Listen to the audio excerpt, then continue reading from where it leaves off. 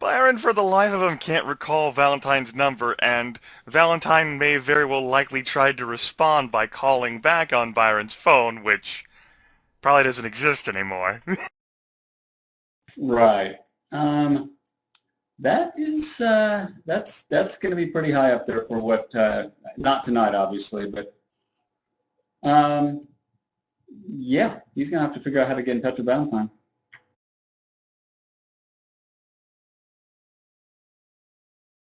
Damn it, you put a second dot in that and you rolled the one with it. I know it's hilarious, but I was thinking of that. I would have made it difficulty 8 actually for Byron to remember anyway. So I don't know. I don't know. I guess you made it 6, so he didn't actually botch. Yeah, I didn't cite it, so it was difficulty 6.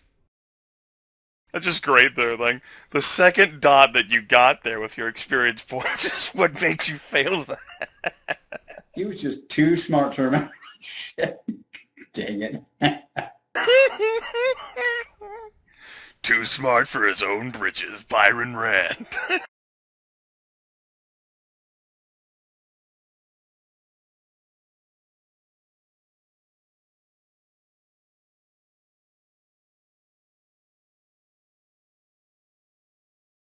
Yeah, I don't think Mark. I mean, look at that smug bastard right there. Yeah, yeah. You just got a face you want to smack. I don't know. I don't know why. I did a good job picking the token.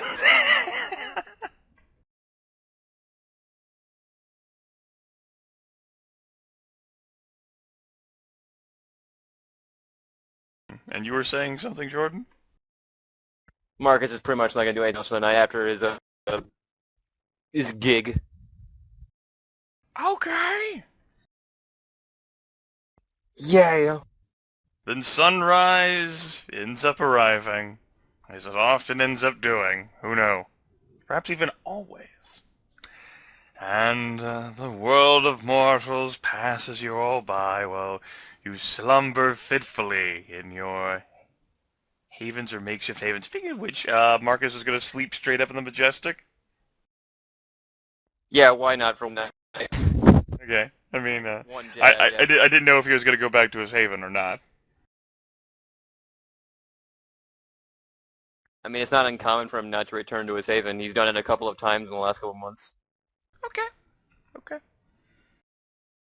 Marcus sleeps in the Majestic. Day passes. What? I was about to say, this is the best idea I could ever have. Ghosts wanna- aren't totally gonna rip my face off in the day. It's not as good of an idea as sleeping on the roof of the Majestic. I mean, Marcus is kind of pale. He needs a tan. You know, catch some rays. Just, be careful to end up with a sunburn like Polonia. Oh no, he did it. Speaking of Polonia.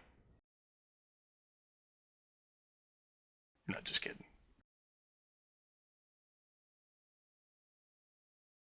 Right. I nearly should have said that. Really? Speaking of Polonia, oh god. So, David Green, you're the only one who hasn't been evicted from your haven. Well, good news.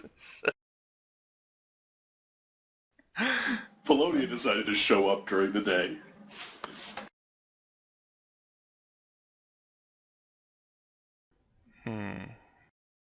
That probably would be good news. Okay.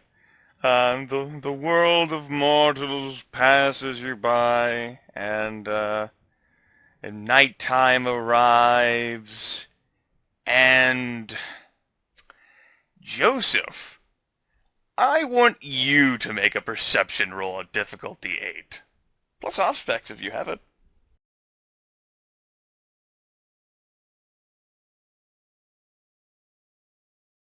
All right. Hey, if he puts those together, it equals 10. Joseph remains asleep.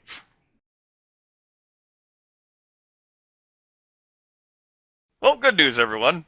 10 p.m. now. Time for you all to deduct a point of blood from your blood pools. And, Joseph, you awaken. Your phone's blinking. Immediately check it.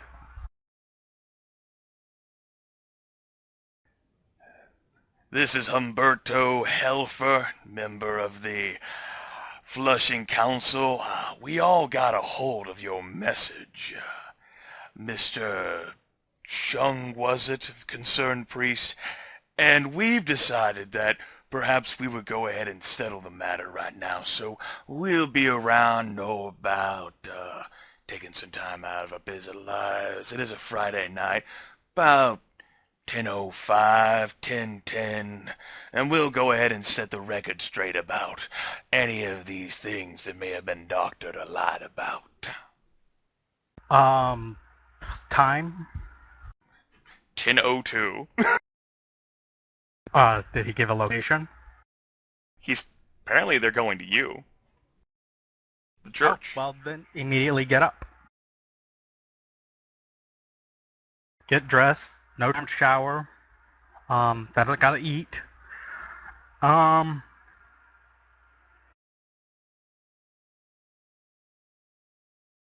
Put gun away. I'm trying to think of the important things that he's got to do. Did you want to spend 5 points of blood to heal one I already did aggravated? that. Okay. Yeah, I already did that. He's at 4 blood, 2 ag. Ag.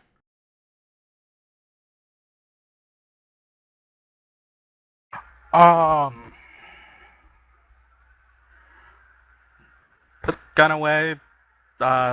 Yell for Rain or Craig.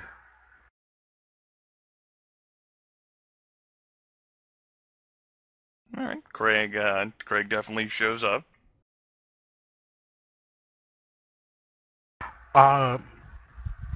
Tell him the guys are gonna show up to get ready immediately. They should be there any second. Okay. His eyes widen and he quickly flies out of the room to go take care of that stuff. Has all the blood been cleaned up? Assuming they've been working on cleaning up the place, it should be just cracks and everything like that. Yeah. Cool. Or I'm gonna be down a retainer. Oh shit! You remember that gun? Now, it's not Rand's fault. I mean, she did get knocked unconscious, but Craig... Yeah, Craig. she wouldn't be responsible. It would be Craig that should have been cleaning up the place. I had shit to do. I can't think of anything he has to do to get ready, so throw on clothes, something nice, but not like over the top, something like a suit or something. Check himself in the mirror and realize, oh fuck, he's got to blush up. 2 points of blood.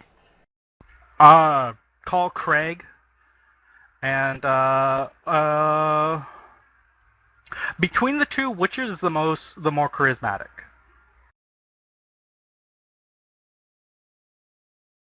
You or Probably Craig? equally. No, between Brain or Craig. I want one of them to... I don't want one of them to be all woozy and blood loss and sitting there at the thing. Well, Rand's the one who might still be fighting off injury. She might be the best one. Your goals, you can decide who's the more charismatic of the two. I'll drain 2 blood from Rain and say sorry and tell her to just sit tight, and I'll be treating her to something as soon as we get ourselves out of the fucking You Indian giver, you took it back? I know, I'm sorry. Take it back. No, see, I gave you my blood, and now I'm taking your blood. They're different kinds of blood. So yeah, he'll take 2 from her, tell her to sit tight and don't strain herself, and He'll make sure everything's nice and ready, and he'll use that blood to blush up. And he's got to roll. Okay, yes. Roll on your goal, and it's a good thing that you're not trying to be hungry whenever the human tasty morsel council is coming through. You know what? He's going to drop one of his last 2 points of willpower into this. Okay, then he succeeds.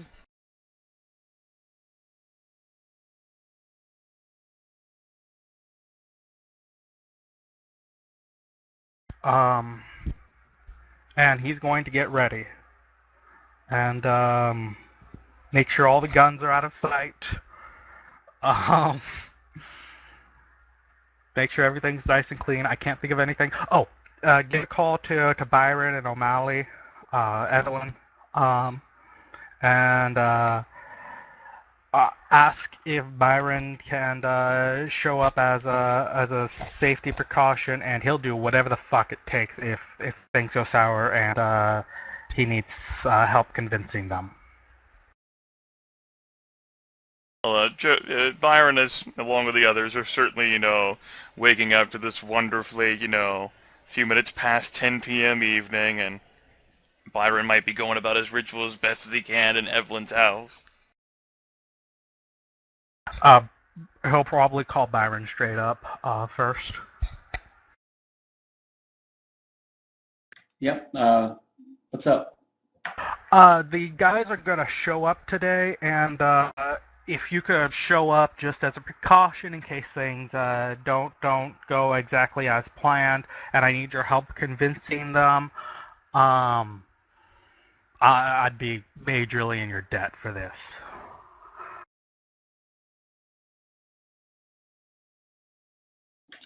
Yeah, okay. Hey, Byron had to take a second to think about it. He was planning to do something else, but he'll come by. Say, okay, how much time do I have? They said that they're going to show up any moment. Just dropped a call and said they were going to show up.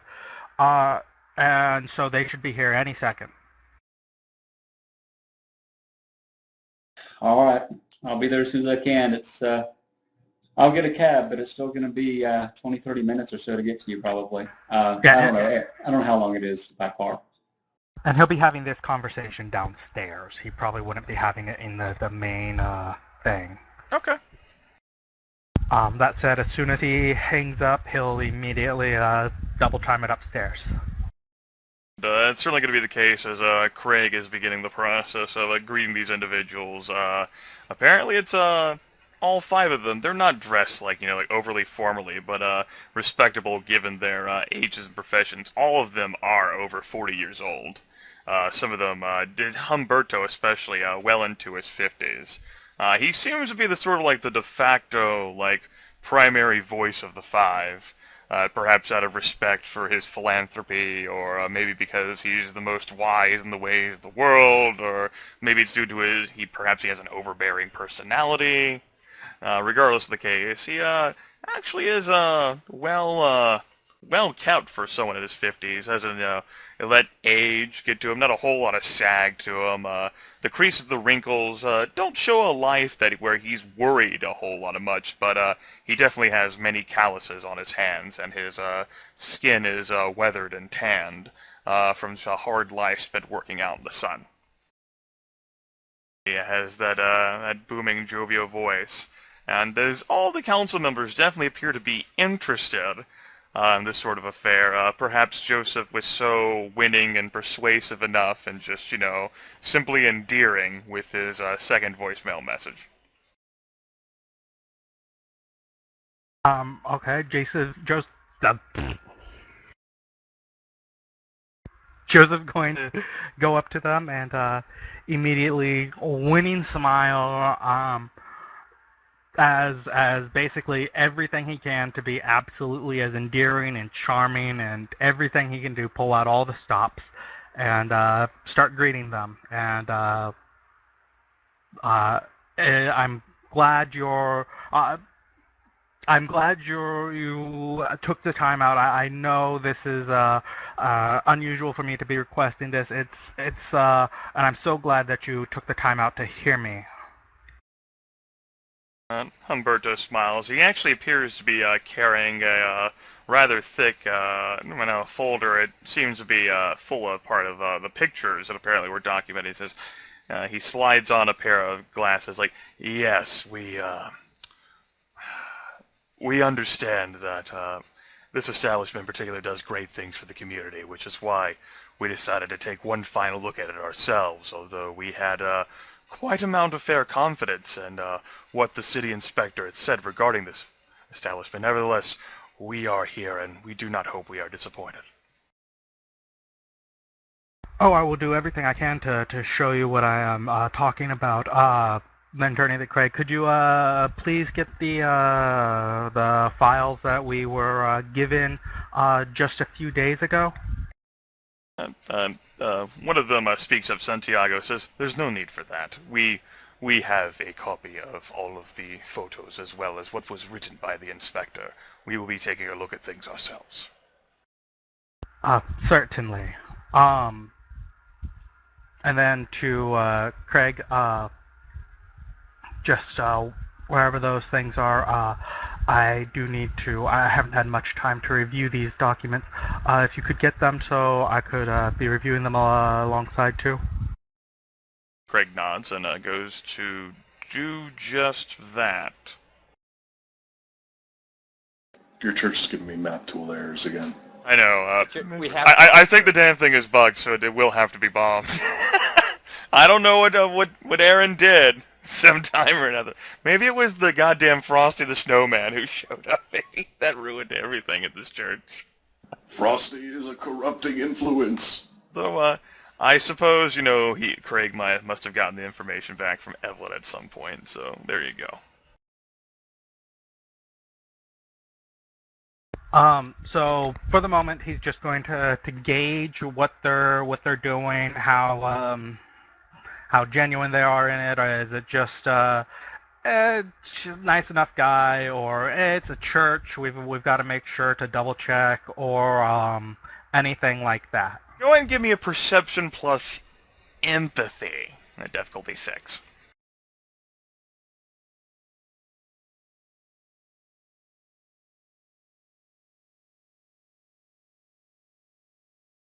Let's see, that's 4 successes there. They definitely seem genuine. It's possible that the very busy council might not have taken time out of their Friday nights to go visit, a non-church establishment. But, perhaps due to your impassioned plea, they wrote the last message to all of them. They certainly seem reasonable enough. They're sort of, waiting there a bit, waiting to see, these numerous instances that either the church is all right, or, that the photos were doctored, something to prove them wrong. Like, they want to be proven that they've ruled in error, because they don't want to have the damn thing bulldozed. Okay, that said, I think he'll just go about doing that. He'll start talking to them, pulling out anything he can, any of the pictures that look doctored, fuck,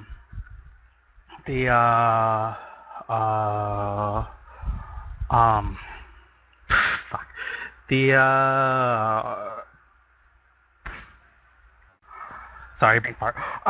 Any of the pictures that look doctored, I can't prove that they didn't give me the information ahead of time, so he'll mention it a few times, but he won't press the issue, and just go about saying, I know there have been some incidents with violence at the church. We're reaching out to the more troubled members of the community as much as we can. We're trying to help the people that need help, the people that may have violence, and sometimes, yes, that does spark some problems at the church.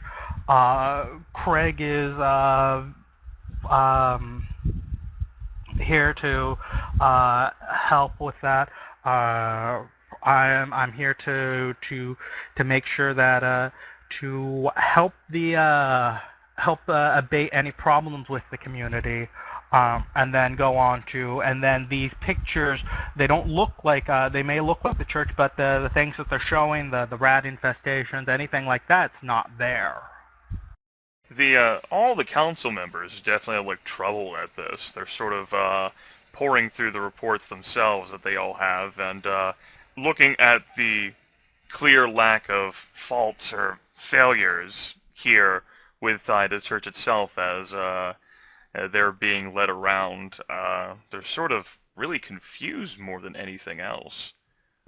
That said, once got them going, he's going to go on to the guy saying, I tried to get in contact with him, ask him why I wasn't given these things ahead of time, and I can't find anything but a phone number, and he never called me back.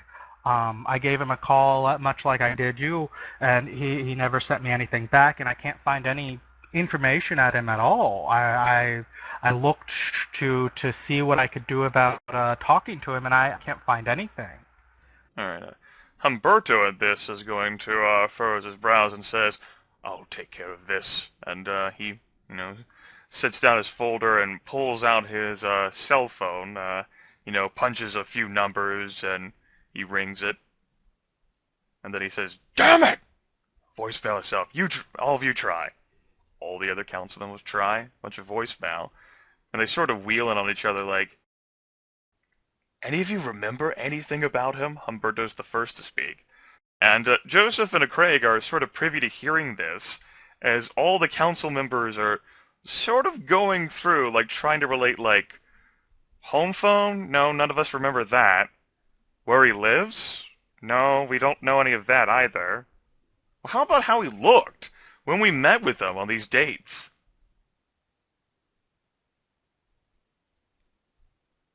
No, we don't remember any of that either. Now they look embarrassed, confused, and scared.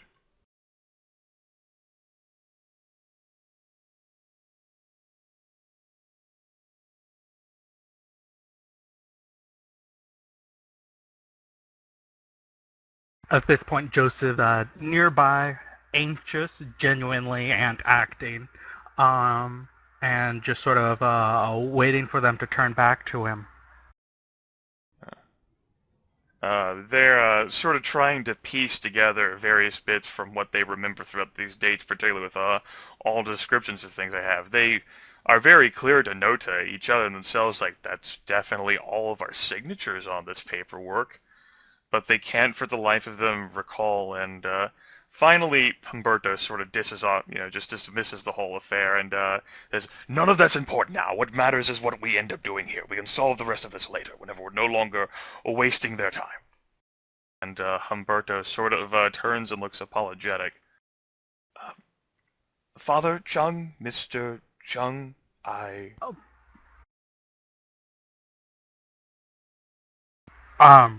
Was that supposed to be him asking me, what Yeah, to sort of call like looking confused at it. Whatever you feel comfortable with. Father, we are not sure how. This doesn't exactly help restore the faith in our neighborhood either. But we can clearly and evidently see that this information simply is not true in accordance with how well this place looks. Of course, the structure at a point or two does look like it has seen better days, but that is to be understandable for any building that has been up for any length of time. And after what we've seen and heard with what this outstanding structure and its inhabitants have done for the community, there is no way at all that this building could be bulldozed. Rest assured, Mr. Chung, we will ensure that this building need not worry about anything like that. And we are sorry for making you worry about this." Thank you. I hope you don't mind if I'll be anxious until I see the order actually rescinded. I am very anxious about my church and my opportunity to help the community. But of course, and all the other council members nod amongst each other like, "We've agreed unanimously, and it will be taken care of now. No one gets in the way of Humberto Helfer, not even on a Friday night." Actually sits down in the main church area, and he actually begins punching numbers, as do all the other council members too. He'll have Craig bring them coffee, whatever, drinks, whatever they want, or even if they don't ask for something, at least something. During this time, Byron arrives. Looks like 5, reasonably alright cars, and of course Joseph's car is out there too. But yeah, some nice looking vehicles, not ordinarily expensive. Some look in better condition than others, but they are all outside the curb in front of the church. No, Byron will blush up and walk in. I mean, might as well. Alright, that takes your blood down to 10, I think? That is correct. Okay. And there you see various important individuals, perhaps 5 in total, actually sitting on the various seats inside the interior of the church itself on a late Friday evening. Along with, the proprietors of this establishment. Byron, thank you for showing up. Oh, no problem. Looks like things are going okay. What's going on? That said, we're resolving this problem very nicely. Did you want to go out back, go in one of the back rooms, and Craig can get you something to drink or something while we while we finish up things here? Byron will raise an eyebrow and say, well, all right. I guess if you need anything, I'll be downstairs. Thank you. And when he gets downstairs, unexpected error. He's going to give Lorenzo Fratelli, the Minuteman, a call. He probably won't get in touch with Lorenzo directly. He remembers the number for the middleman? I'm assuming there's a phone book in here. If not, he'll ask Craig for a phone book and look it up. Okay. You can call the middleman, certainly, and then you have the voice of what is likely the hostess on the other end, and says, "Yes, you've reached the middleman. How may I assist you?" Loud noise and din of music, as well as the clanking of various food items in the background. Yes. Hello. This is Byron Rand. It isn't horribly urgent, but if I could possibly get Lorenzo Fratelli or perhaps an assistant of his to call me back. No, you cannot. May I ask who is calling? I thought I said this is Byron Rand. Maybe I said it in my head. No, you definitely said it out loud. Okay. So wait. So she said no. She won't pass the message along? That's right. She said, "No, you may not. May I ask who this is calling?"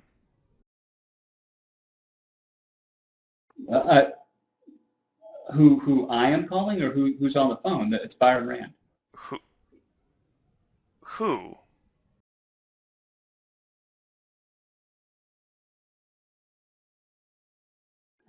Okay, I don't understand the question now.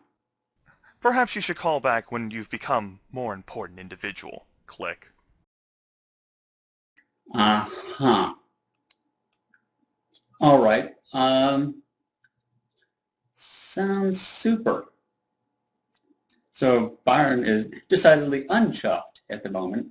That's what she meant when you didn't understand the question. Yeah, I mean, I kind of got it, but she was being a little obtuse. I was just like, okay. Maybe you're the one who's being obtuse. Yeah, well, no, I mean, it was whatever. Anyway, yeah, he's a little annoyed.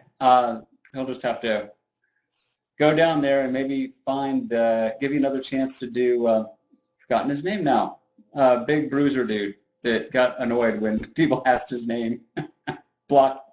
That's it, Blockhead. It'll be the last thing you ever hear. Inside the main atrium area of the church, the actual noises of the council members are sort of becoming louder and softer, fluctuating. Huberto at one point is sort of like screaming into this phone, "What do you mean you don't have any record of him?" It basically just sounds like this whole coalescence of rabble, rabble, rabble, rabble, rabble.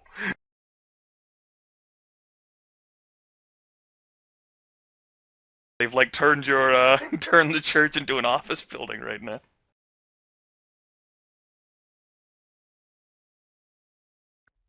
It's better than what it usually gets used for. Battleground. Eventually, I like though. this Battleground. better. I like the office building better than Battleground. Oh wait, what about corpse storage? So eventually, though, they all do end up coming on the phone, for one way or another, and Dr. Nolson is the first to speak. Father Chung, we are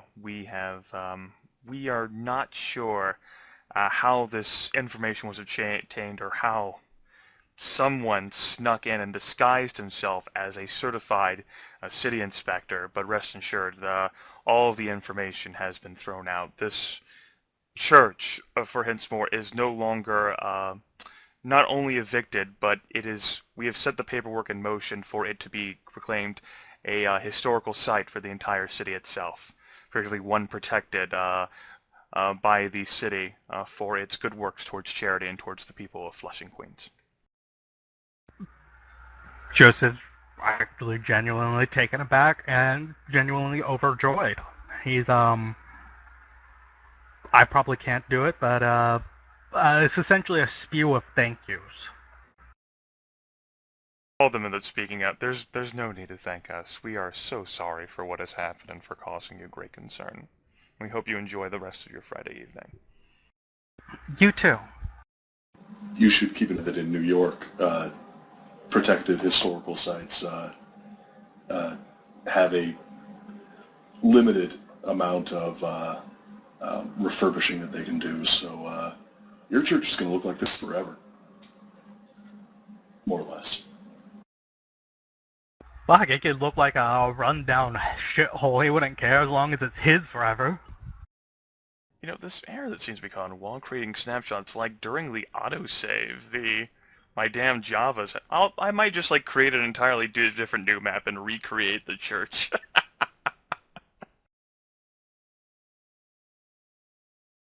Okay, and they all sort of file out, and you hear the sounds of their vehicles driving away. No. That said, now it's to see if he can pull up any information at all on this guy. Not going to hold out any hope, but is going to try to. Also going to immediately go down and say tell Byron what happened. Skipping the entire way. Say, Now wow, you're Malkavian is happy. skipping Byron, run. He's coming to end your life. He is stuffed full of rainbows. He is shitting rainbows at the moment. He's tell Byron what happened. That's one down. We'll be sure to get you and Marcus and David all set up with the nicest place, and we'll be enrolling this city by the end of the year. That's what he tells Byron? We'll just stay off Yeah. the church map now. Yeah, Byron more or less. says, sounds like a plan. I'm glad everything's working out for you, bud. That said, we'll hunt down the guy who tried to hurt you, and we'll make sure that whoever's behind all of this shit is going to pay for it. I can certainly get behind that.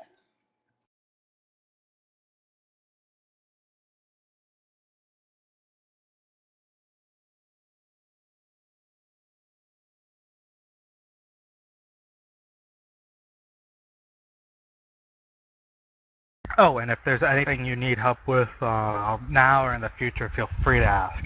Just showing up was a relief for me. Oh yeah, no problem. We're getting hit hard by something or someone or whatever, and we definitely need to pool our talents as much as we can, or we might all go down. Yeah.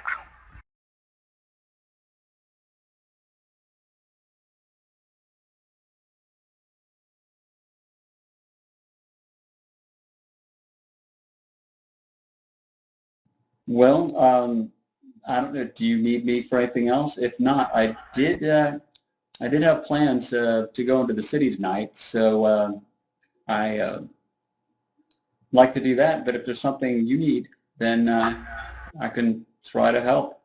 No, absolutely nothing I need that I can think of now. If you need help with anything, just call. I'll be here doing Malkavian shit. Works for me. I'm glad everything worked out. Truly, I am. We don't need all of us homeless. And Byron will kind of give a derisive sigh. Whatever happens, we're a team. Agreed. Agreed.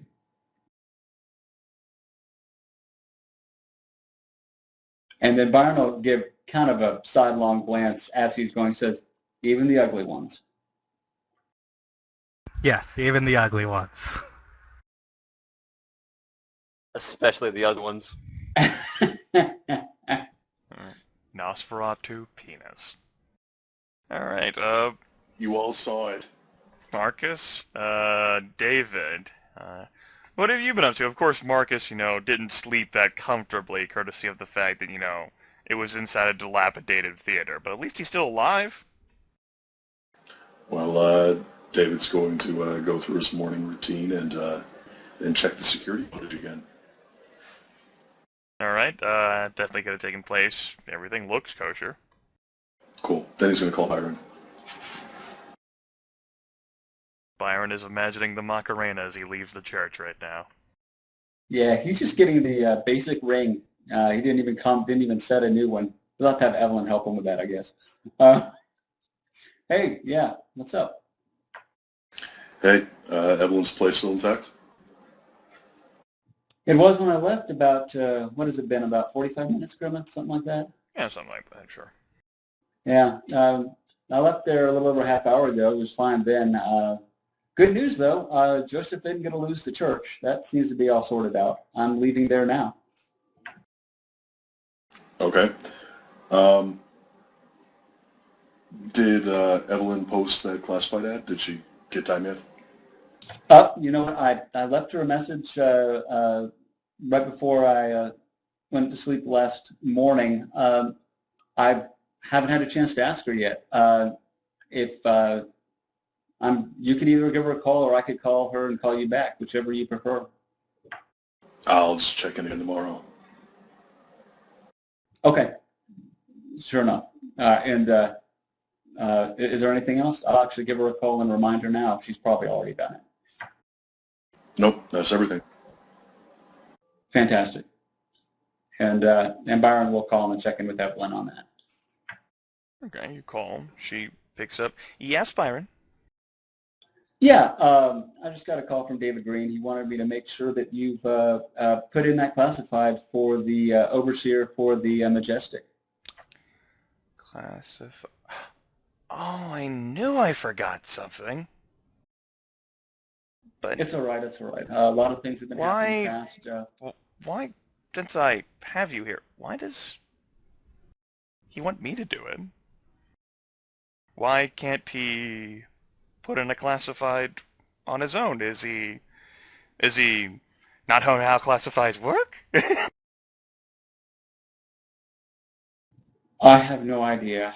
I guess I have no idea, but I guess he wanted to have you have the interviews and such be run through the realty office, and so maybe it'd be better if it went through you. I guess that was his thinking.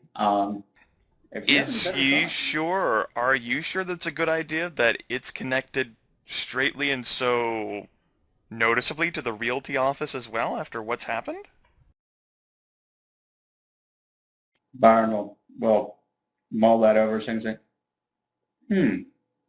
what would you suggest, Evelyn? Well, I don't know. I'm not the brains. I'm simply the muscle. Byron just snort. Yes. Right. She gives a little snort of her own and says, well, my main thought was that considering all of the attachment and apparently so many things happening to the four of you, that any further collection. Like, so far the Majestic isn't identified as something that you four might be interested in directly, or at least as far as anyone who might be paying casual interest can perceive, right? I don't know everything about what you all do, but I don't know. A greater touch, especially if, I mean, an overseer for the theater would probably turn into someone like me, right? So then that would be another person who would just end up, and then more interest would be drawn, and then packages might be delivered that cause a Nosferatu to go crazy. You're so Oh, like dreamy, that's you ever know that, happened. Byron? No, but I do agree with you. You make a good point. We should definitely segregate this business. I'll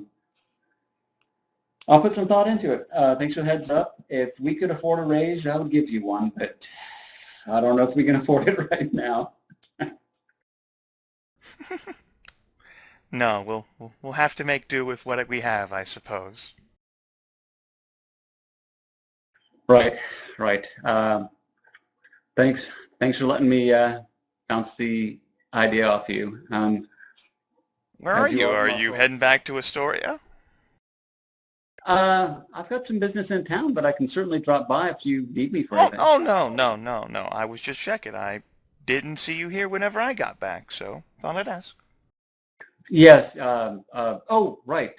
Joseph called. It was about his church. Nothing to worry about there. That's been all sorted out. So you can at least stop worrying about that if you were. Oh, that's great. How did that happen? She sort of pauses, do anything? She's almost sort of excited by the suggestion of that. No, I didn't have to this time. Joseph got it all done himself. He can be apparently very persuasive if he needs to be. I thought you said he was crazy.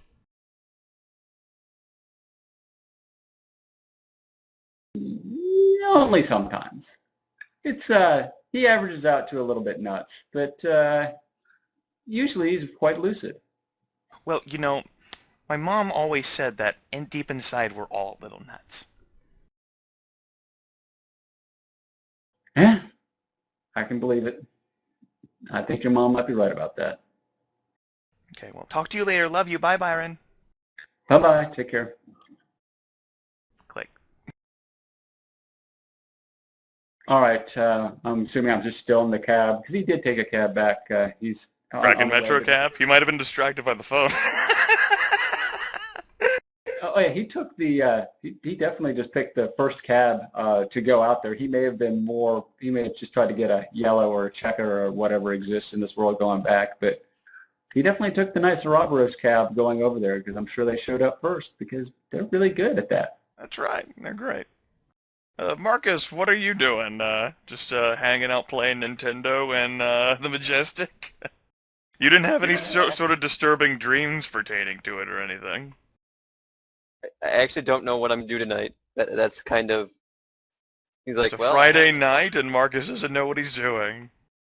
I guess I'm gonna go out partying and put on a gig, I guess, because I gotta keep the fame going. Gotta keep that fame train going. Woo! It's ladies' night. On my Hey, penis. if you called up Byron looking for something to do, he might invite you along to the Minuteman just because he wants to get into that darn place. I mean, Marcus really doesn't have a reason to go to the Minutemen. I think he's missed the March costume party. Yeah, that's true. Yeah, and he kind of doesn't have the outfits to go to the Minutemen on like a regular day. But I Right. mean, if you call him and say, "Hey, you want to go to the Minutemen?" Marcus would be like, It was last weekend, about the time where you apparently were forgetting about being attacked by a giant mockery of a snowman. So it's forgivable. By But the yeah, way, during that conversation with between Byron and Evelyn, David was planning on checking in and making sure that Marcus was okay. Yeah, No. and Byron will be Phone call. calling you back too, David.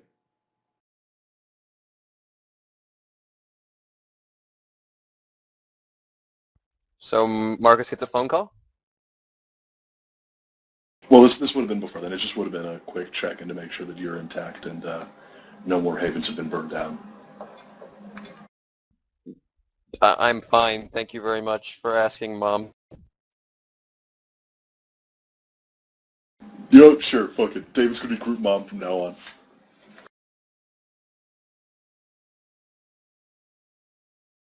Click.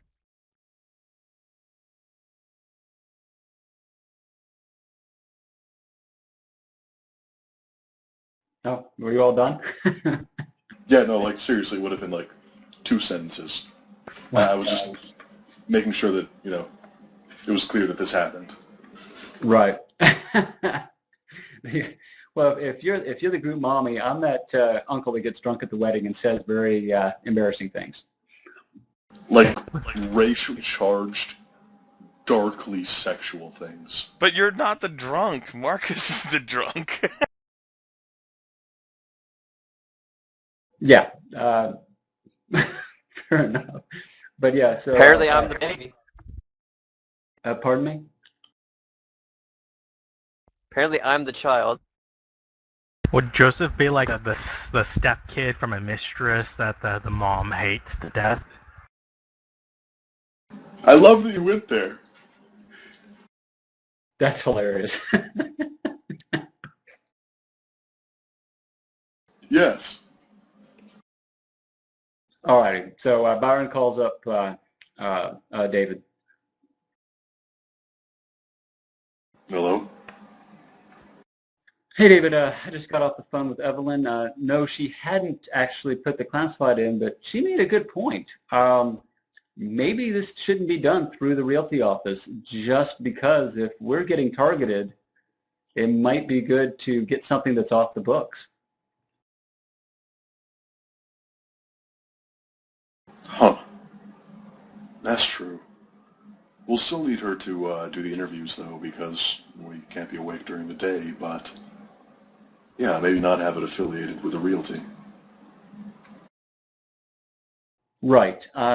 She might be able to handle that outside. I mean, she's pretty much staying at her apartment for the last couple of days looking after me, so maybe she can bring him there and interview him at the place.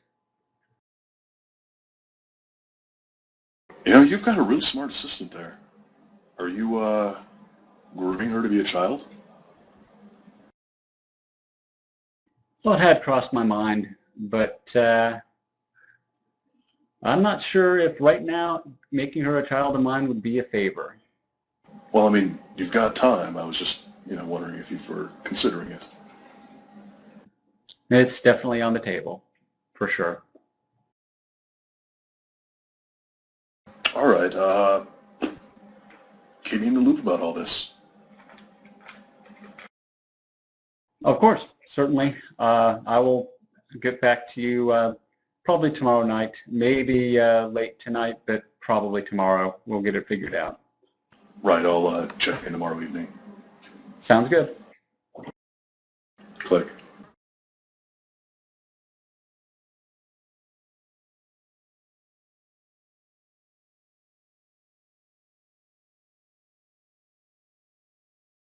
So you guys are off to the middleman, right? I kept calling him the Minuteman, and he had some middleman. Well, I'm just going. I didn't call up. I didn't call up Marcus. Actually, it's just due to the nature of it. I mean, he's trying to pass his number on to Lorenzo, and hopefully Lorenzo will pass his number on to Valentine. That's really all he wants. He doesn't care if Lorenzo knows his new cell number. He doesn't see any real harm in that. So I don't know. But if Marcus had called, the thought would have occurred to him. But he just wants to get it done. Go ahead and make an intelligence check for me at difficulty 6, Byron.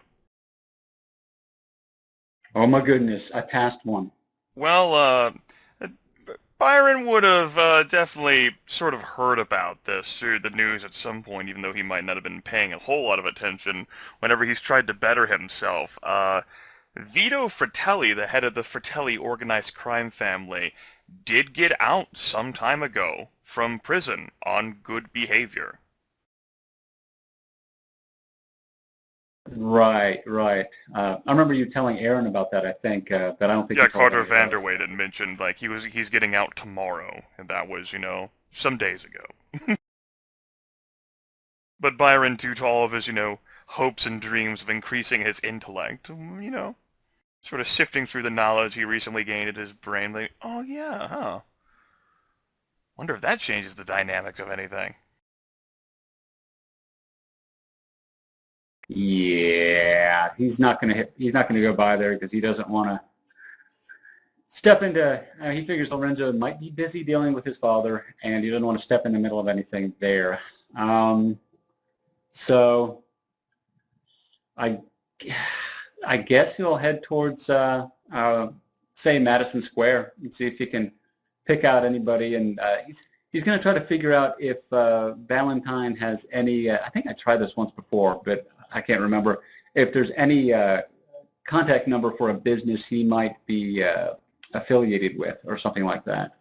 You have tried it before, and sort of like, although he does pop into the middleman every now and then, and apparently he occasionally dines at the club that I told you about that Byron went to visit him at once. He doesn't have any sort of official like name attachments to anything. He's a rake, a gallant, perhaps living Right. off of old money. Basically, he's not nearly as much the connected politician as Byron's been fancying him. Oh no, Byron. Yeah, Byron doesn't have illusions about that. It's like, He what does just Valentine do? He doesn't do anything. right. I mean, he is a Ventru after all, as far as yeah, he is. So who knows? Who knows? Um, shoot. Uh, I mean, he might just play with stocks all day, or all night, rather. that sounds like fun. Um, yeah, I'm kind of at a loss. I'll just let Byron sit here in Astoria in a cab for a little bit. Let other people I mean, figure out what they're all doing. Byron wanted to do was, pass off the warning message anyway, right? I mean, did he really want to have further conversation about, hey, I was right. Go fuck yourself, Valentine. Oh no, he's more concerned with. I mean, I'll just tell everyone else out of character what he did the previous night, right after he got, he was with Marcus getting his drink on. He left a message with Valentine saying, "Yeah, everything I told you, other people in the group told the Tremere. Shit might be going down soon. Just a heads up." So no, he doesn't need to talk to him. He just wants to know if I mean, if he calls him back for whatever reason, he wanted to be there to answer the phone.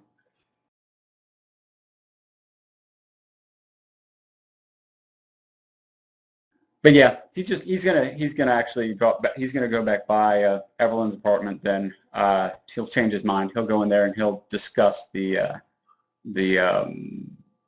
interviews and that type of stuff, and see if they can set that up to be done out of her apartment, or maybe some other property elsewhere that's not directly affiliated with Some her. other property seems like a better idea to her, because, if you put it onto her apartment, well, no. Right, exactly. Yeah, just some place that's maybe an office space we were gonna let out or something like that, and we could just use a small little office, maybe semi-furnished for the interview.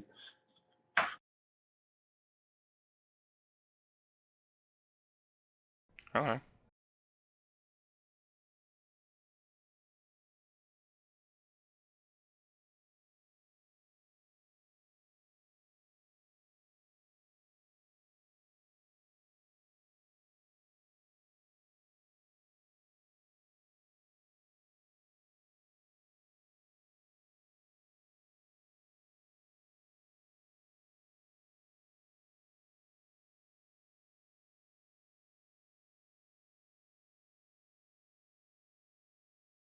And the awkward silence commences.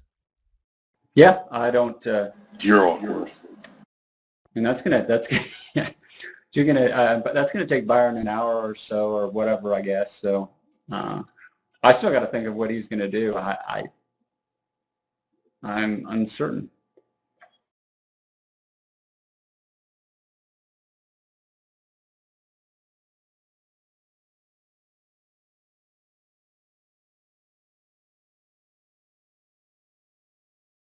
So, who is David's therapist, anyway?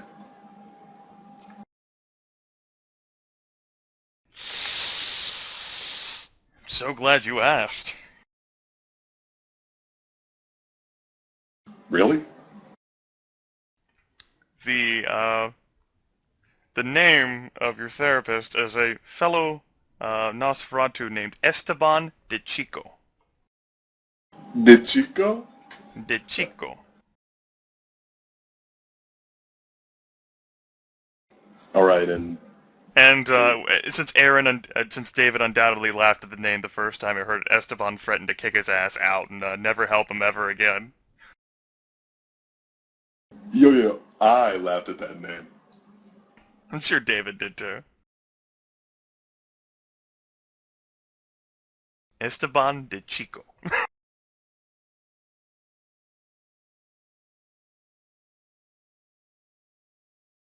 He's well, he's a Nosferatu. That means well, you might actually look better than him. He's an older sewer rat, been around for quite some time. Actually ends up inhabiting an area up in northern Manhattan. Nice little apartment building there that he rather easily and casually obfuscates into. You imagine he has his own ways of entry. You know that he gave you one of your own. Or perhaps he sees patients. But none of them, at least as far as you can tell, have any sort of security cameras, and you obviously would have checked on your own and at least hadn't found anything. Yes, Esteban de Chico has this sort of curious spectacles that he wears, which looks really weird on the crooked face and the slanted nose and the pointed ears. You know, has that whole sort of chair that he might sit in while walking David Green through various sorts of thought exercises and, various sorts of experiments to get him to release the anger. And, perhaps the questions are barbed and pointed because perhaps to piss David off, he might be like, "And how does that make you feel, David?"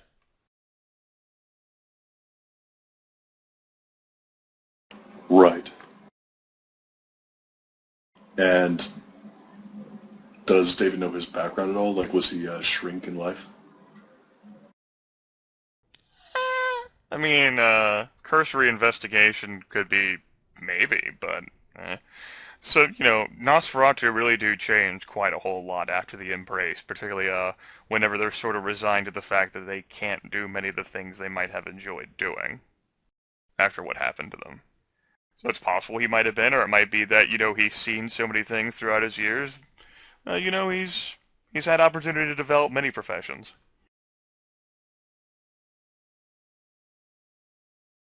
The focus ends up being more about you, since he's taking a bit of his time to help you. Right, and any questions that David asks concerning him actually would be deflections. They would end up getting deflected. It's like, why do you care so much?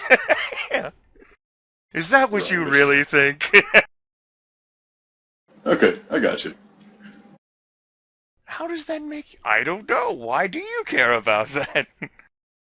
Huh. Interesting that you would keep talking about your mother like that.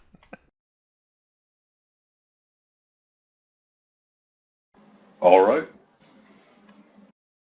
Esteban de Chico.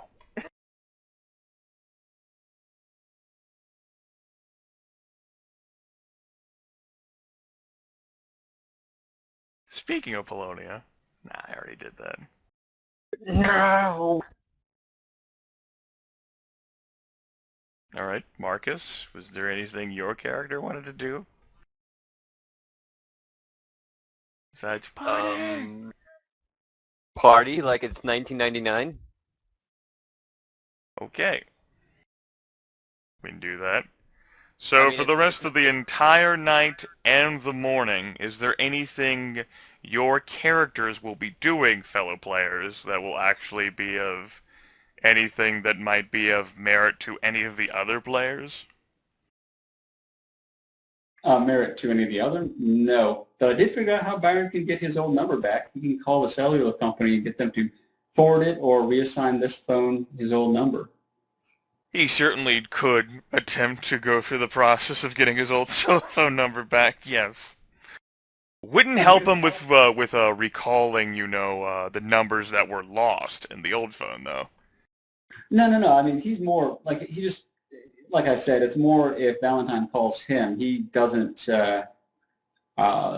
need to call Valentine anymore. He's done. He's left the messages he's going to leave. Aside from, David's recurring nightly events that are eating up a whole ton of his free time lately, I think he's going to post on the ShrekNet, just kind of generally asking how other Nosferatu have gone about acquiring ghouls. Well, as has been the case, whenever David Green has posted on ShrekNet in the past, there are a variety of colorful responses from, twisted and macabre to polite. Basically, any sort of variant or fantasy or setup scenario that David could come up with. Whether it's brutally taking them or he's sort of like disguising it or, it's pretty much what's suggested to him.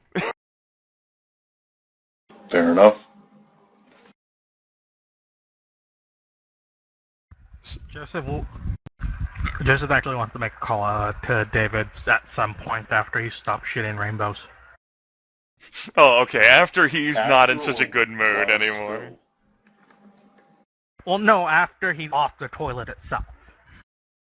Oh. Gross. It's rude to call people in the bathroom. But you're a vampire. That's not how that works. Has that article He's politeness also been developed yet? Are cell phones widespread enough for that? It's just something that you shouldn't be calling. You shouldn't be talking on to someone while shitting. Anyway. That said, he's a Malkavian, so he may very well be trying to. He wants to call David. Okay. David picks up phone, motherfucker. Hey, David, do you have any more leads on the what's been going on? All I know is that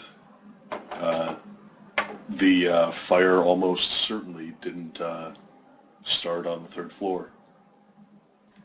Ah, okay. Well, it appears that the guy who set up the thing with my Haven did so he snuck in or something, and maybe vampiric abilities. I don't know for sure. But the guys who were talking about it were confused as all hell. So I'm guessing some kind of ability of some kind.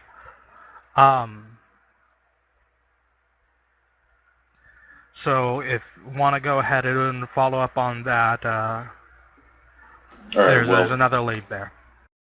Vargas is supposed to be taking a look at Byron's old place with someone he actually trusts. He's not willing to ignore the possibility that the fire marshals might have been corrupted.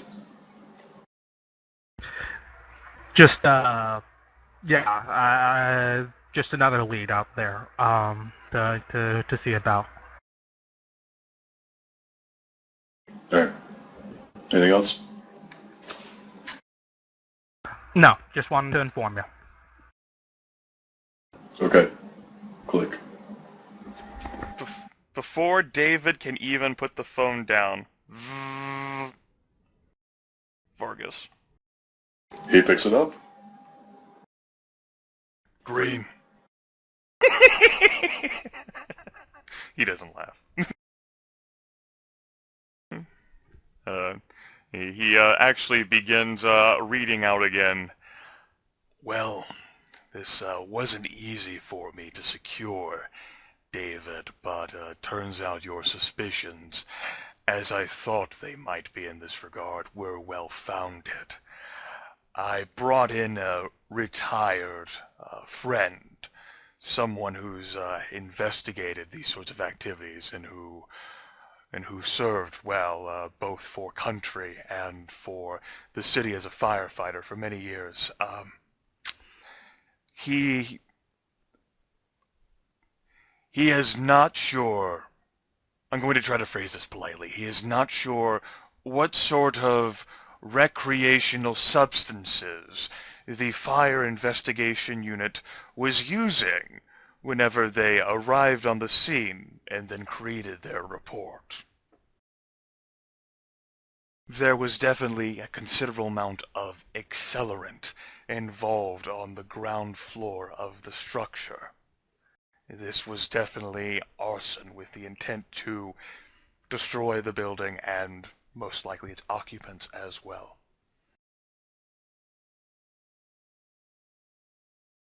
Which means they murdered those two people. Yes, now, I would naturally be very interested in bringing said individuals to justice, but officially, David, this was not a crime. Right. Do you have any leads I can run down on the two persons of interest? Anything at all? No on that. The kids who the uniforms interviewed were so interested in Little Miss Crimson High Heels that they didn't catch much of anything of worth, and the female coffee vendor herself seemed to be sort of mesmerized by this tall black man who asked for a few napkins. Those are the only two notable persons of interest who potential witnesses have seen, and without this being reported as a crime, I can't spare anything else. Right, I understand. Do you have any way that I could get in contact with the kids, with the barista? Maybe I could send a charming person I know out to talk to them. Sort of pauses, tapping his eye. Well, I mean, that female coffee girl at the stand, she's gotta be there no matter what, but of course, unless you could somehow make her forget about her seeing you, certainly another interview could be arranged. I don't know what more that we could do with her, though. No, that's fine. I can send someone out to talk to her. I don't think she'll be able to stand up to his charms. I'm laughing. Vargas isn't. Right. But yes, your suspicions, He sort of pauses. I sort of don't know where to go with this myself, David. No, I understand. I'm grasping at straws too. But I mean, I trust my friend, and for him to say that this was basically an egregious violation of the very principles that the investigators are supposed to uphold in deeming this, it's upsetting. yeah, there was an incident with one of us. His place was scheduled for demolition. Apparently, the people that signed the order didn't even remember doing it. These men might be being tampered with, not being flipped. They might still be good cops. Sort of lets out a sort of small defeated sigh. All right, keep me posted if you manage to find and deal with whoever did this. Absolutely. And if I feel like I could use your help, I'll call you in on it too. I know you want this as much as I do. Got it, Green. And he hangs up. Click.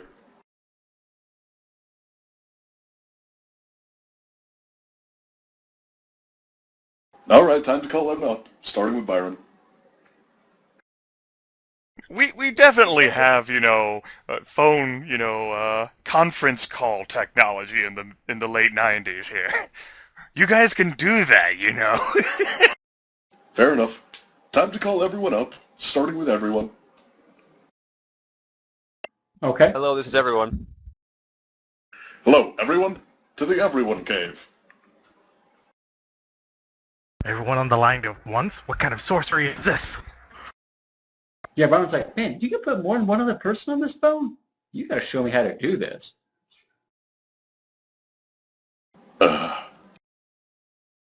Alright, so I just got a call back from Vargas. It was arson. It started on the ground floor. They used some kind of accelerant. Kerosene, gasoline, I don't know. The only lead we really have on running down any of those two persons of interest that appeared there is the barista that works across the street from your old apartment, Byron. Huh. Yeah, I've seen. Byron? Gripson? Is it not? I was pressing. Can you hear me now? Yeah, Yes. you cut out. Oh, okay. I don't know when I cut out, but I said, yeah, I do know that guy. I've seen him. He might even recognize me. I can talk to him, and I can bring you guys along or not, as if, I mean, whatever you guys want. Her. It's a Her. female barista. Yeah, okay, her. Her. I knew that. David is not convinced at all that knows who this is. Wait, that's a girl, man. She is ugly. The problem is she works during the day there. Right. She usually sets up right at dawn, so I wouldn't be able to do that. Huh. I don't know. Evelyn has a lot on her plate. I don't know if I want to send her all over creation, especially if she's going to be doing interviews for the Majestic. You have any ideas who can talk to her? Listen, all we have to do is send Evelyn down there, saying that she wants to get a little bit more information on what she saw the day of the fire. Give her your contact number, say to call you after, I don't know, whenever. Say that you want to talk strictly off the record. Make it seem like you're a reporter or something, you know? And you walk in, you awe her, bing, bang, boom. We can try. That's not, and you would know this too. I mean, it's Evelyn is she's kind of mousy, kind of what's the word I'm looking for? She's well spoken, but she usually is quiet. I mean, she's not the effervescent type. Let me put it that way. But say, all right, it's not her strong suit, but she might be able to pull it off. She's only gushy around Byron, basically. Right. Basically. Just, I mean, we've got those contacts with the Astoria Times. Just make it seem like you're one of them, like you're looking for an interview.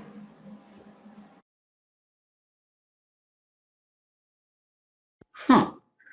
That's fair enough.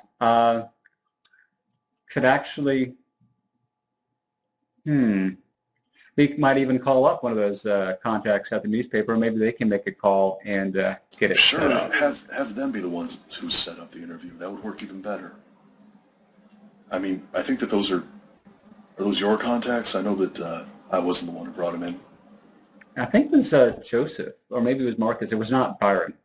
He only had Evelyn. All I brought to the party was 2 dots of sources and a dot of contacts with match. So yeah, that was from Joseph. Yeah. So yeah, It maybe definitely was from Joseph. maybe Joseph can call them up, ask them to set up an interview with you.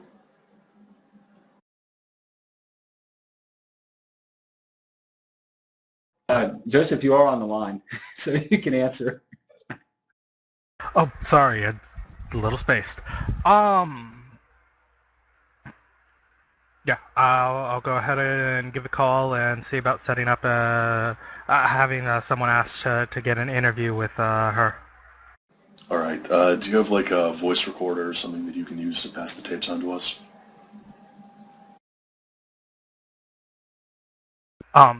wouldn't one of us want to be there at the interview? No, I was asking for Byron. I assume that he's going to be the one doing the interview.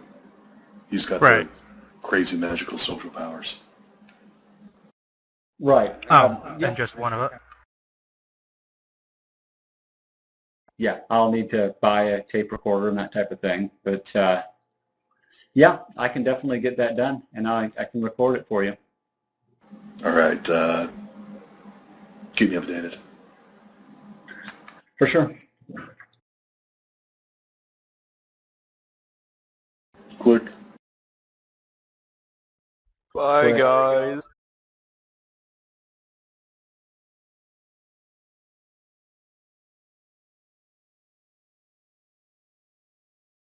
And just like that, we have finally used that contact. Yeah, No, this is only, what, 13th session? 14th? 13th session, yeah. John, what Joseph will end up remembering about Bridget Starr is that, she's in her 30s. She's a hardworking reporter, for the Astoria Times. It's not, the most desirable, newspaper journalist job ever in the history of the world. And, there are pundits who are calling for perhaps even going so far as to dare to suggest the death of the newspaper industry itself with the invention and continuing development of the internet and the fecundity. That's not really a good word. The computers aren't fertile. We're going to use it anyway. The fecundity of computers. Prolifity. There's many of them. And regardless, she tends to be quite a workaholic. She keeps all sorts of curious hours. She could very well be in her office right now. Well, he's got to call her sometime. He'll call her up right away. And actually ends up going to the second ring before you hear, and there's a hubbub of electronic humming in the background, and apparently she's punching together. She's punching perhaps at like some sort of keyboard as well. Star. Hi, Star. I've got a small favor to ask. She pauses. Who is this? Joseph. Sorry, I haven't called in a long time. She actually she pauses, and then she resumes typing. Oh yeah, Joseph in Flushing. Yeah, how's that going for you? Very good, actually. My place just got marked as historical site. My church did. No kidding. Wow, that's great. Still typing. Yeah. I've got a small favor. We've been having some incidents with problems in with that burned down building, that building just burned down in Astoria. And, No, on 30th and 30th, it was an accident, right? That's what the fire marshal reports indicated. Yeah, it's a problem with I don't want to say police corruption, but I do feel that is the best way to phrase it. She stops. No kidding. Yeah, I'm looking to set up a meeting so that we can interview someone that may have more information on it, but it's a very delicate task, and I want one of my friends to be able to pose as a news reporter while doing it so that we can get the conversation moving along. Oh yeah, sure. Do you know who this person is? Yeah, he'll give her any information she needs to do that. Well, all the information that Joseph knows consists of, it's basically a barista woman who has a coffee vendor across the street from the burnt out apartment. Oh, I should have asked for more information. Yeah, let me actually just call up my friend on the other line and make sure I have all the information correct, and he'll give Byron a ring. Man, Mr. Popular tonight. What's up? I need all the information I can on the woman, or I can put you directly in contact with Star if you want. Sure. There's no need to be the middleman. You can conference her in, or you can just give me the number, whatever works. It doesn't really matter. Yeah, I'll go ahead and give you the number. And then he'll give him the number. And then to start, he'll say, my friend will actually call you back in a moment to handle this. His name's Byron.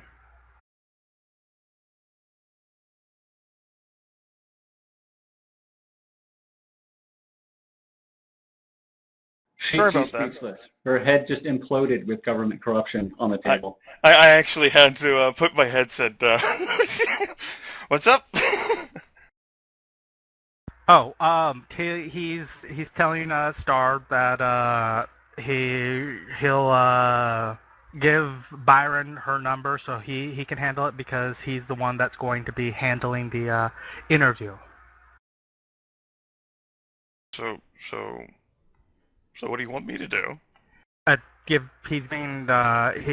He's just telling her that he'll call Byron will be calling her in a second, and give Byron her number. Okay.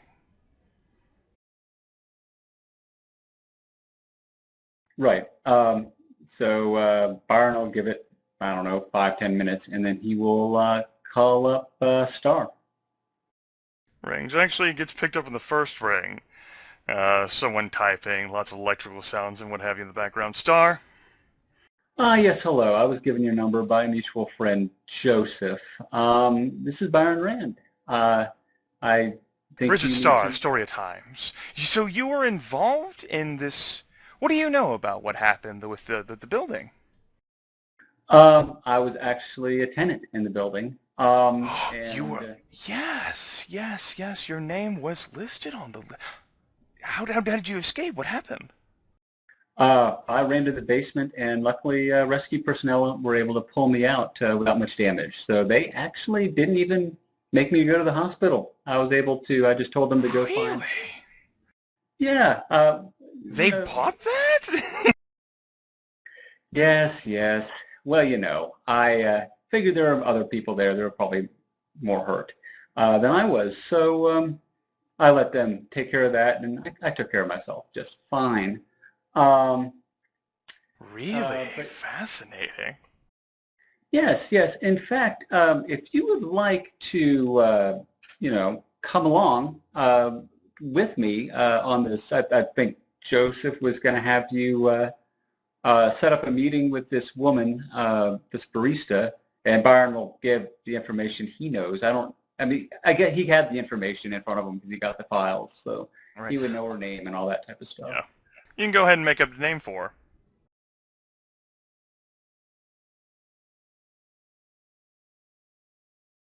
Charlotte Lancaster. Let's just give her a cool name. I think Lancaster's cool anyway.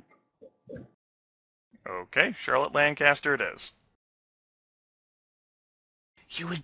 Yes, I would be... Yes.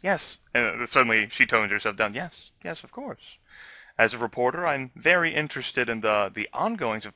What were you doing? Were you asleep? How did you get into the basement? The floor, the ceiling must have collapsed on you. It did. I hid under a support beam, and I guess just enough air got through the rubble. I was pretty bruised, and I had small burns that have pretty much taken care of themselves by now. One day later, but no big deal. They were able to pull me. It just scrapes and bruises for the most part, which have mostly healed. But no, I saw the smoke, and I just ran down to the basement. That was pretty much it. Oh man. So when are we doing this? When do you want to do this? Well, I'll tell you what. You have the contact information for the barista. Anytime, let's just say we can meet her at a place she's comfortable with at, say, 10:30ish at night in Astoria. I work pretty late. I see. You work really late, so you must have been at home sleeping then? Indeed, I'd actually dozed off. And so it woke me. That's why it took me a while to get out, and the building was already half on fire by the time I noticed. So what are you doing now? Like, are you pursuing an action against? I mean, there was a gas leak. All of your things were ruined. I'm sure. Someone left their oven on. What are you doing? Yeah, it's lamentable. I found other lodging for the time being. We can talk about all of this after we get in touch with the barista. What did Joseph tell you about this anyway? About the situation? Only that there was. And she pauses and has like a little bit of a salaciousness to it. Police corruption. Yes, that is what we suspect at this point. It's definitely, and Byron will be saying this because he knows this is definitely something that you could, break. It could be a breaking story for you. You think you'll have a sure. case against the entire city of New York? Only if we can prove it, and you can get the information out there.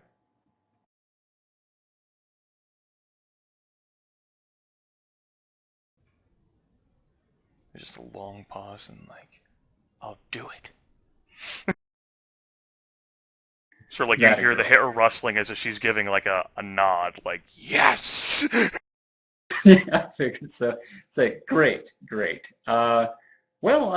Please give me a call. You can actually run the interview, but I would love to be present. So if there's anything that needs to be asked, I can do so with the barista. And feel free, you can ask me questions as well at that time. So what's your role in all of it? Concerned citizen? Potential lawsuit incoming? Just investigator noir? Well, I mean, I don't know if you know, but I run or help run a realty business in town. So if there is some sort of arsonist running around town and somehow someone is covering it up, I most certainly want to know about it. Of course. I'll let you know. Thank you. It's been a pleasure. All right. And she hangs up. It's possible that her early morning may have been made, and it might be like at 6 a.m. she's ringing up this fucking barista.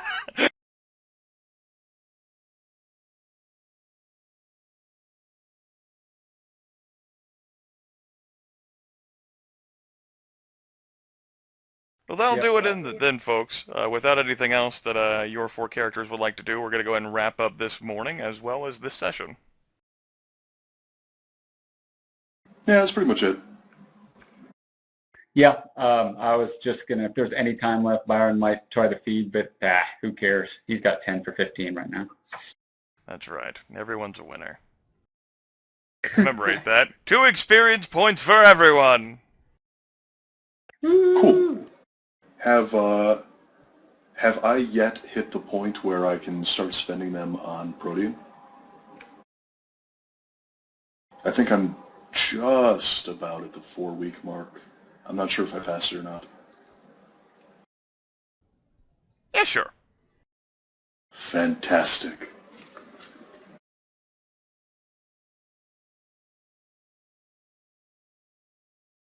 So, what'd you all think about the session? Any problems or complaints or highlights? It seemed mostly like a session of steady work in progress. Oh, and, Byron almost burned to death. Oh, so close. Small things. Nothing but a flesh wound. Yeah, that was a lot of flesh that got wounded. Yeah, I was trying to play it off with that reporter. I don't know how much she knows. I mean, Vargas kind of has an idea, but I don't know how much this reporter knows about anything. So it'll be interesting when she meets him and say, "You look perfectly fine." It was just scratches, like I said. It was but a flesh wound. Yeah. Right. I mean, you only got burned once, indirect sunlight through a curtain. Yeah, I was thinking it was like a sunburn, maybe a little bad that type of thing. More like much of your skin being reduced to ash. A curious, smell, permeating the air around you as you sizzle and bake in the sun. We can see your actual muscles between the flakes of skin. That's right. I'm fine. was I mean, always- I was only bruised by the sunlight. Okay, everything's fine.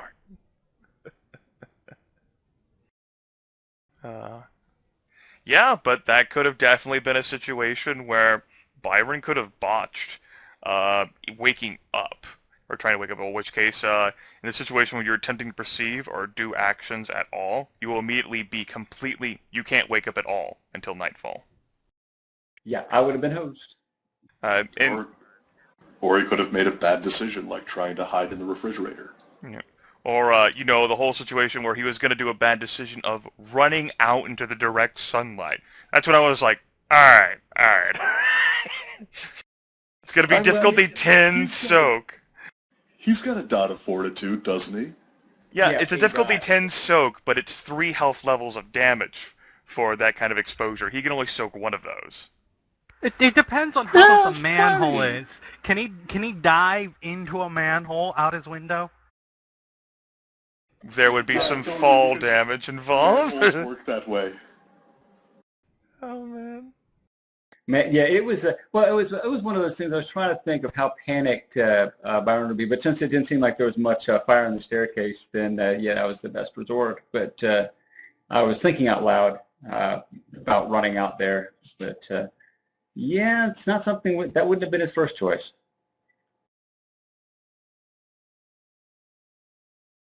It definitely seems as if there have been some ramifications, perhaps for the coteries' recent actions, perhaps for the coteries' long-time distant actions. Oh, just FYI, just out of character. What made me think was the dude that just got out of prison. Sorry, I'm way out of it right now. Vito Fratelli. Yeah, him. Out of Yeah, he's- character when brought that up. That's first thought. Connection? I doubt it.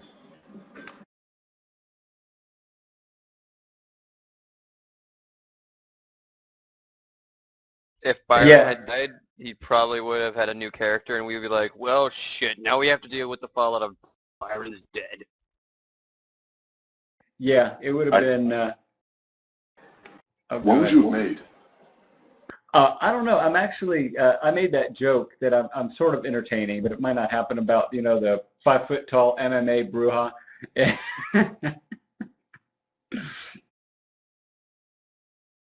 But I actually don't know. Heck, might even make a Tremere. Yes, just totally metagame it. It would fit in. You should make some kind of character that is the ultimate pessimist. Makes a concentrated effort to find the dark cloud behind every silver lining. Vampires already do that, right? Especially David. My gosh, he's so depressing. Well, Dave's actually, what is it, an enigmatic idealist is what he is, if I recall correctly. Yeah. So I he's was actually a just- secret optimist. Right. Yeah, I would just have to be a curmudgeon. It'd be his nature and his demeanor for whatever character I made. Absolute 231, is there a limit to how many backup characters a player can have? I told Aaron. Something bad better not happen to Jermaine.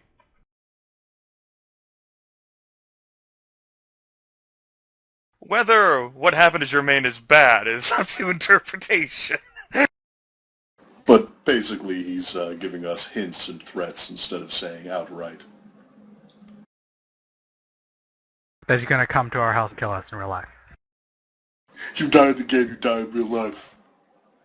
It's also possible that if Byron had never woken up at all, he might not have died, just woken up in rubble with, like 6 levels of aggravated damage. Who knows? Yeah, that would be all sorts. That would have been fun for the coterie to deal with because there's no convincing people you're not going to the hospital with that kind of damage.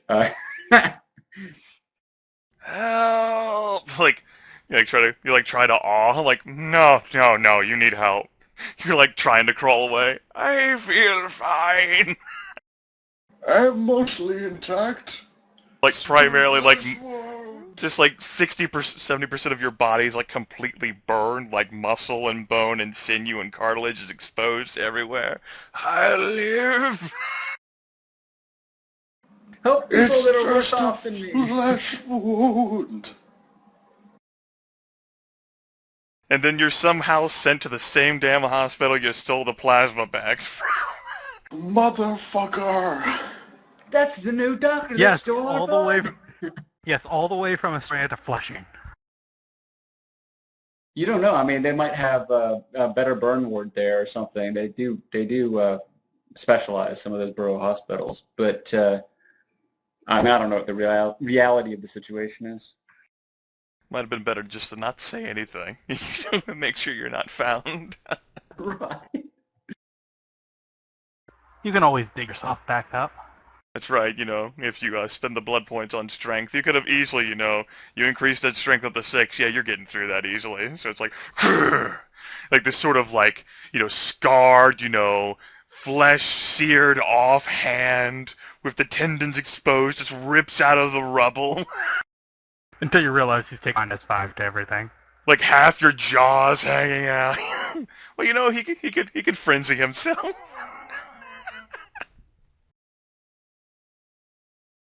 I mean, just the thought of Byron frenzying is actually hilarious to me. I It is don't. terrifying to me.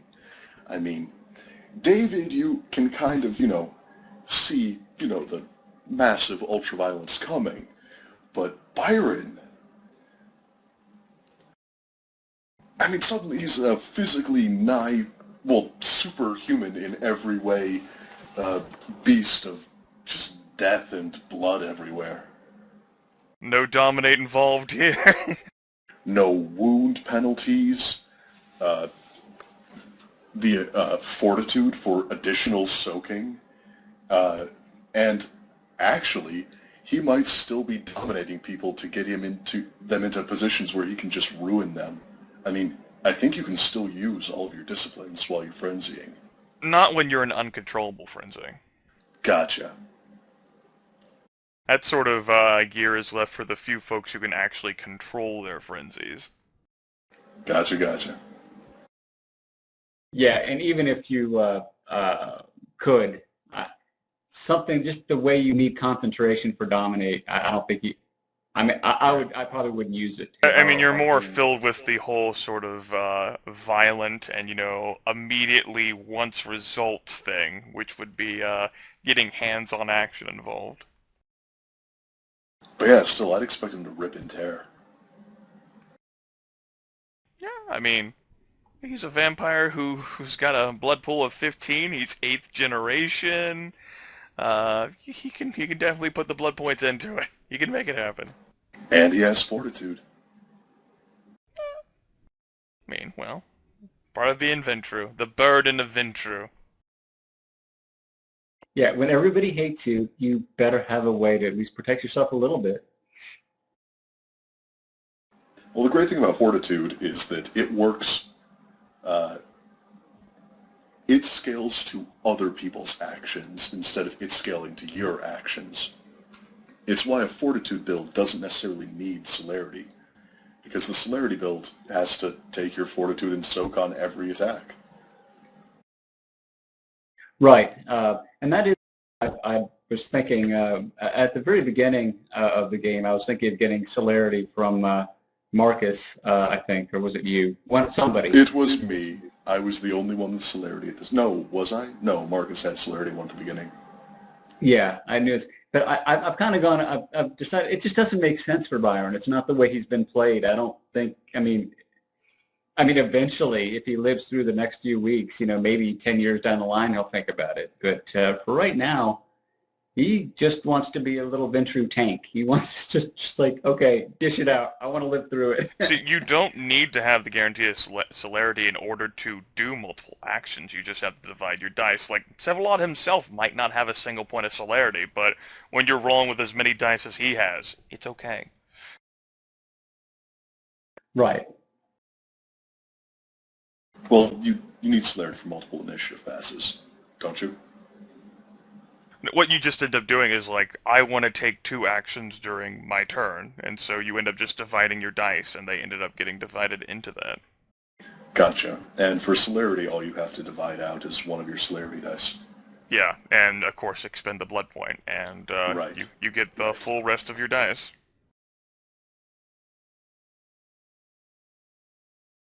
Which is why celerity is really good if you have the blood pool to support it. Yep. You know, when you're an older vampire, you might want to spend your blood pool on other things, like winning the battle in 1 action instead of getting multiple actions. I'm just saying, if Marcus ever has the ability to, take 4 actions in a single turn, that's 4 actions in a single turn where you can, use a knife on somebody. Yep. Especially since you have, potence. Well, I mean, Marcus has had the opportunity to increase his generation. Yeah, I could have eaten David, and then I would be like, what, 10th generation? 11th. Yeah, being 11 basically increased my blood pool to... To 11. Yeah, I have 1 more blood. I thought it would increase it to 12. Right, to 12. You're right. Yeah, it's basically like if I really want to take advantage of like improving my generation, I need to improve it to the point where I can start spending multiple blood a turn. Right. Well, that's at You need 9th. to eat, You have to make progress. You need Yes. to eat, David and Byron. Yes. Well, that would be a good waste of, 8th gen. You'd want to work your way up the totem pole, right? Delicious. Yeah. Find a 12th, then an 11th, then a 10th, then a 9th. Well, I mean, he already has 2 eighths, so, he can skip the 9th. Yeah. And then I'll be... I mean, if you ate the Ready? 2 8ths, then you'd go from 13 to 9, but you'd still be missing the 8. Damn But then that means I have to go for a 7. Yeah, you got to find Jermaine after that. That's all it is. Well, you could just find another 8 rather than a 7. Yeah, like, how many of those are in New York City? Say, David and Byron might be on a list that you could count on your fingers. If only we were as old as our generation suggests, we would be truly powerful. But we're not.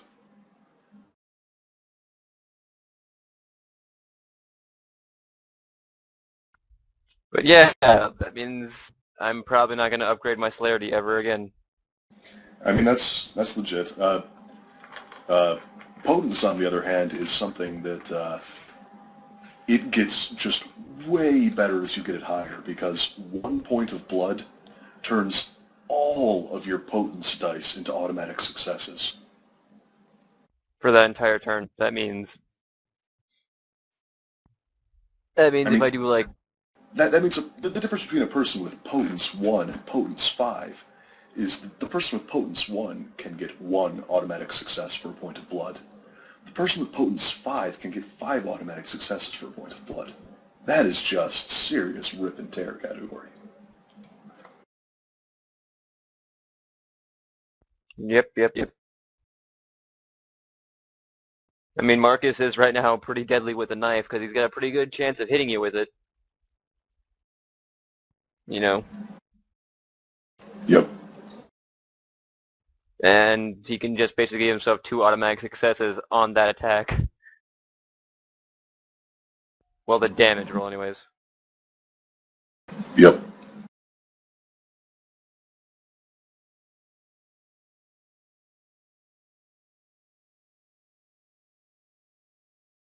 Well, I guess that's everything for tonight. Yep. It is. Are there any final questions about, or maybe comments about what you learned as players, or what you learned as characters, or how excited you are, or, what you thought the session was going to be until it started and the events happened? This is pretty much what I expected.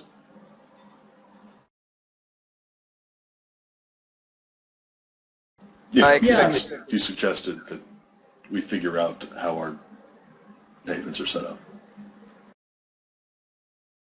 I mean, yeah, I thought it was gonna be a lot more, we're burning everything down. I mean, it Everything. started that way, but it's like it didn't continue the way I thought it would, and I'm like, oh, You just want to watch the world burn. I want to watch my crappy apartment burn to the ground so I can get so that crazy cat lady and her fucking foul-smelling apartment can die. Well, you can always do that later. Yeah, but then I have to do it. You don't understand. That's not subtle. It is pretty punk, though.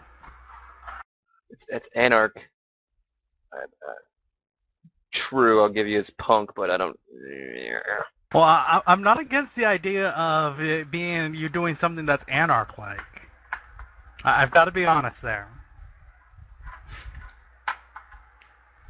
Especially since you've seemingly displayed a great amount of loyalty to the Camarilla. True, but her cat's a smell. I mean, none of you So guys have eat the offsets. cats. Have you seen the cats? Wait, damn it, I've eaten rats. God damn it, I hate you guys. Yeah, I mean, that's a step up, dude. You're going up in the world eating smelly cats. I tend to forget that I've eaten rats before while I dine upon the flesh of virgins. Wait, the flesh of, drunk women. Dumpster sluts.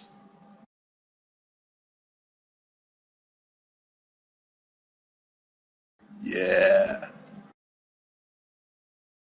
Also, keep in mind that those rats were probably caked in feces and sewage. There's a You're reason welcome. There's a reason I took like a 30-minute shower in Joseph's church.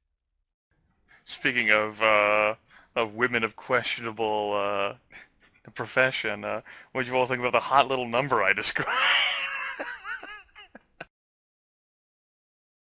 in another place in time, Byron would be really interested in chasing down that girl, but maybe it'll come up again. Who knows? I think she's a red herring, though, out of character. I have nothing to do with that harlot. I'm wondering why you guys didn't immediately recognize the description of Germaine. I knew it wasn't Germaine. I mean, a tall black man with sunglasses and a limp. Does Germaine actually have a limp? That's what I was trying to think of. I didn't remember that from your description. He probably has a hint of a limp, but just barely that. Oh, that was actually the thing that threw me off, because I was thinking Germaine, and I said, he has a limp, and I just didn't remember that part. So well, any of the details that you get anyway are sort of like speculative on what they might or might not be. Was he tall? I thought when it described him, I thought it was mentioned he was short. No, he was 6 feet tall. He was enormous for back in his day. Oh, I did not. I'm just dumb. And the event of him becoming a ghoul was him being given blood because he had a catastrophic leg injury from Vietnam. I don't think that was ever mentioned. I mean, it was implied. But yeah, it was mentioned out of character. But a nearby female coffee vendor recalls a tall black man with black hair standing near or above 6 feet in height and maybe weighing 180 to 220 pounds. Late 20s, early 30s, wore a pair of sunglasses, dark suit jacket, khakis, white undershirt, no tie, maybe walked with a slight limp on his left side. Coffee vendor's not sure why she remembered him, only that he seemed to stick out for everyone else. He actually stopped nearby, asked politely for a few napkins. Smooth voice. First thing that Byron is going to ask when he has that interview is, was his face scarred at all? Well, now, you see, Aaron, you ruined everything. Oh no, I was going to ask that anyway because I was confused. I didn't know if it was Germaine or not, but I was definitely going to ask because I mean it was. I don't know if it's Germaine, but you still don't know whether it's Germaine or not. It could just be another black man. Well, no, I mean Byron is the basic waspy Sounds guy. like racial profiling to me. No. I mean, Jermaine is Byron's one black friend. I mean, every wasp needs one, and so he's just gonna figure it's got to be Jermaine. Would you call Jermaine a friend? True that. Maybe. I mean, there's so many other suggestions, people in the chat I saw, Sevalot, he's turned into a black man. Dimitri, Kadir, Jermaine. My favorite part was that they're suggesting all of these vampires being out during the middle of the day. Well, if anyone's going to do it, it's going to be like Sevalot, right? Yeah, if it was said a lot, I wouldn't be too surprised. Well, if it's Sevalot, he probably, skinned someone and kept the still living skin to wear to block out the sun. You're welcome for that image. Thanks. I was thinking about kittens. I skinned 97 Nosferatu penises to make this cloak. No. I'm sorry. Too soon. Of course, the short Hispanic female with black hair, maybe around 5 feet, weighing probably about 100 pounds, late teens, early 20s, lace camisole, skinny white jeans, and a tan cardigan, a black, no red, no crimson high heels, seen exiting the building and sliding herself into the passenger seat of a dark, sleek car. A Rolls Royce, maybe? Yeah. How many Rolls Royces are there in New York? I mean, there are quite a few. A lot. It's New York City. You're going to see Rolls Royces there, just like thousands. I mean, what I think someone said in the chat, like, Sevalot turned himself into a hot Hispanic woman. It could also be that Sevalot turned himself a car. I mean, I don't know if you guys watched the Jermaine finale thing, but one of his plans is to make a ghoul who's a physical duplicate of himself that will kind of live out his life and die to provide a cover to Jermaine Wallace. So it could also be that. But I mean, if we're going to talk about metagame knowledge and everything, even Aaron will say Jermaine really didn't have anything against the other player characters. No, he didn't. I mean, he went out of his way to not, sell you all into something worse than slavery. Which would mean Sevalot, which I can't imagine him still going after. I can't imagine him going after us for any reason now. In fact, I'm sure you guys all remember that Jermaine actually brought you all together and explained that he was choosing not to sell you guys out. Yeah. Byron still wanted him dead, though. Just he was scared as shit of having someone running around that would do that sort of thing. But yeah, he's not sure what to think, actually, of Jermaine. Byron is. He just is worried that he exists. I don't remember whether you did it in the main chat or mentioned to anyone else, but it mentioned to me about Byron calling up Joseph to plan on killing him. Oh yeah, I did that right after when he left that meeting. I mean, like a couple hours after that, he called Joseph. Yeah, that was the Skype, and Joseph was actually no. You called up. You called us together. You said you weren't going to kill us. You know what? I won't kill you. I'll do that one nice thing. Yeah, definitely Joseph talked Byron down. I mean, who knows? I mean, the way it worked out, I don't think that, in terms of story, that anything could have happened there. But definitely, in character, Byron was talked down by Joseph. So yeah, who knows? Can you guess who? It's a mystery. Well, I wasn't surprised that no one except for Aaron thought it was Jermaine. I mean, I thought it was Jermaine, but again, the limp threw me off. I'm like, limp. Did Jermaine have a limp? I don't remember anything about a limp. He had maybe a limp if you were looking close. I genuinely thought he was short, so when I heard tall, I thought, no, that's not Jermaine. Yeah, he was goddamn enormous for being born in the 30s. I mean, the thing about being tall is that Marcus is still taller than him, so Marcus is like, he's short to me. Yeah, he's not, that tall for the present day.